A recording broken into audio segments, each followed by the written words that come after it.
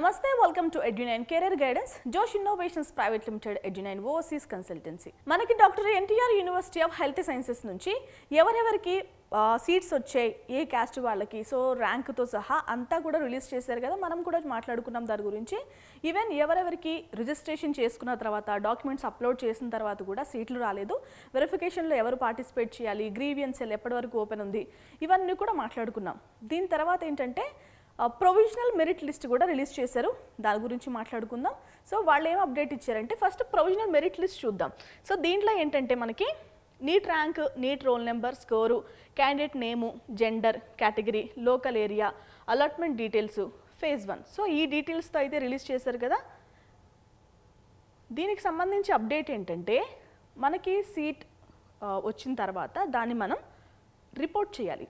అంటే సీట్ నాకు ఓకే అయినా కాకపోయినా మళ్ళీ ఫర్దర్ రౌండ్స్లో మార్చుకుంటామైనా కూడా రిపోర్ట్ చేయాల్సిన అవసరం ఉంటుంది. రిపోర్ట్ చేసిన తర్వాత మనం కాలేజ్ని విజిట్ చేసి డాక్యుమెంట్ సబ్మిషన్ అనేది చేయాలి. ఓకేనా. మనకి last date for reporting at the allotted college on are before 4 PM 29th August 2025. So ఈ డేట్ 4 గంటల లోపు కాలేజ్ని విజిట్ చేసి ఫిజికల్గా విజిట్ చేయాలండి. మనం డాక్యుమెంట్స్ కూడా సబ్మిట్ చేయాలి. ఒకటి ఏంటంటే ఆ డీటెయిల్స్ కూడా చూద్దాం. సో ఇలా రిలీజ్ చేశారు కదా, ఎవరైనా చెక్ చేసుకోకపోతే చెక్ చేసుకోండి.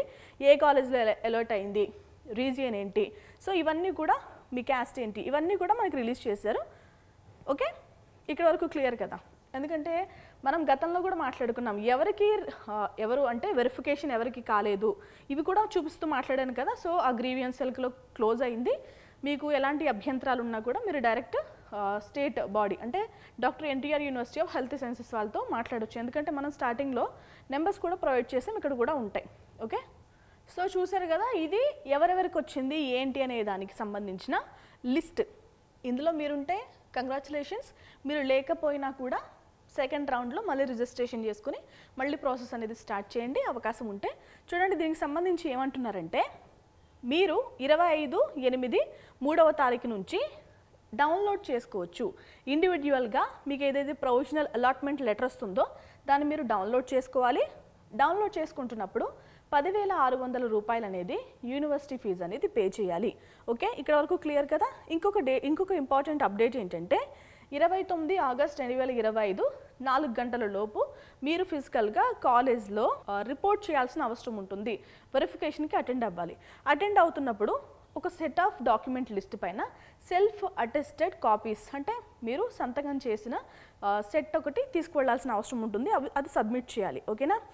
ఇదంతా కూడా ఇదే ఫైనల్ అండి. టెంటేటివ్ అని చాలామంది అనుకుంటున్నారు, కాదు, ఇదే ప్రొవిజనల్ లిస్ట్. అండ్ ఇంకొక అప్డేట్ ఏంటంటే మనం గతంలో వెరిఫికేషన్లో పార్టిసిపేట్ చేస్తాం కదా, అవి కాలేజ్కి ఆల్రెడీ వెళ్ళిపోతాయి. యూనివర్సిటీస్ నుంచి డైరెక్ట్గా కాలేజ్కి వెళ్ళిపోతాయి ఆన్లైన్లో. అండ్ మనం ఫిజికల్గా డాక్యుమెంట్స్ తీసుకువెళ్తాం కదా, రెండు మస్ట్ అండ్ షుడ్గా టాలీ అవ్వాలి. ఇఫ్ ఇన్ కేస్ టాలీ అవ్వకపోతే మీ పైన క్రిమినల్ కేసు నమోదు చేయడం, లేదు అంటే ఫైన్స్ విధించడం, మీ సీట్ని క్యాన్సిల్ చేయడం, ఇలాంటి చర్యలన్నీ కూడా తీసుకోవడానికి ఏదైతే అథారిటీ బాడీ ఉంటుందో దానికి సర్వ హక్కులు ఉంటాయంటే మనమే కన్సెంట్ ఇచ్చాం. సో ఎలాంటి చీటింగ్స్ చేయకండి. ఇంకొక అప్డేట్ ఏంటంటే మనకి క్లాసెస్ ఎప్పుడు స్టార్ట్ అవుతాయంటే 5th సెప్టెంబర్ 2025 టీచర్స్ డే నుంచి మీరు డాక్టర్స్గా క్లాసెస్ అనేవి స్టార్ట్ చేయబోతున్నారు. ఓకేనా.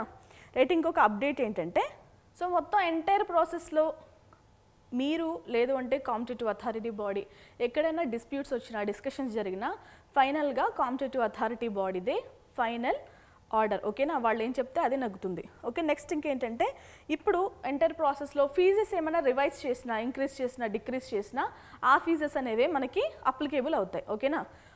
ఎప్పుడైనా ఫీజెస్ రివైజ్ చేసినా కూడా నేను మళ్ళీ అప్డేట్ చేస్తాను. దానికి సంబంధించి ఎలాంటి అప్డేట్ అయితే లేదు as of now. Okay, so ఇదేంటి 2025-26 అకాడమిక్ ఇయర్కి సంబంధించి కాలేజ్తో సహా కాలేజ్ లిస్ట్ కూడా ఉంది కదా, ఏ కాలేజ్లో ఎవరికి సీట్ వచ్చింది, ఇవన్నీ డీటెయిల్స్ కూడా రిలీజ్ చేశారు. ఇది వాళ్ళ అప్డేట్. మరొక వీడియోతో మళ్ళీ కలుద్దాం. నమస్తే.